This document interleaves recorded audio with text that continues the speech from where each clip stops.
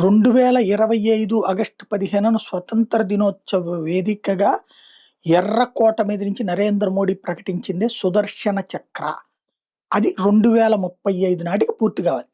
DRDO feasibility report already submit చేసేసింది. 2 ఫేజుల్లో ఇది plan చేస్తున్నారు. 2025 నుంచి 30 దాకా ఫస్ట్ ఫేజ్, 30 నుంచి 35 దాకా సెకండ్ ఫేజ్. ప్రాజెక్ట్ కుష అనేటటువంటిది ఇంటర్సెప్టర్స్‌తో కూడుకున్నటువంటిది. 150 కిలోమీటర్ల దూరంలో ఉన్న 150 కిలోమీటర్ల దూరంలోనే మన మీదకి వచ్చేటటువంటి శత్రువులకు సంబంధించిన ఆయుధాలు నిలువరించేది ఒకటి, 250 కిలోమీటర్ల దూరంలోది ఇంకొకటి, 350 కిలోమీటర్ల రేంజ్‌లో అడ్డుకునేది మరొకటి. ఇది 3 లేయర్డ్ ఆర్కిటెక్చర్ అన్నమాట. స్పేస్ బేస్డ్ డిటెక్షన్ అంటే శాటిలైట్స్ ద్వారా అంతరిక్షం నుంచి కనుక్కుంటూ చూస్తూ యాక్షన్ తీసుకునేది. మిస్సైల్ ఇంటర్సెప్షన్ అన్నటువంటిది. టోటల్ ఎస్టిమేటెడ్ కాస్ట్ 1,30,000 కోట్లు నుంచి 1,70,000 కోట్లకి అయ్యేటటువంటి అవకాశం ఉంది. ఈ టోటల్ ప్రాజెక్ట్ పేరే సుదర్శన్ చక్ర.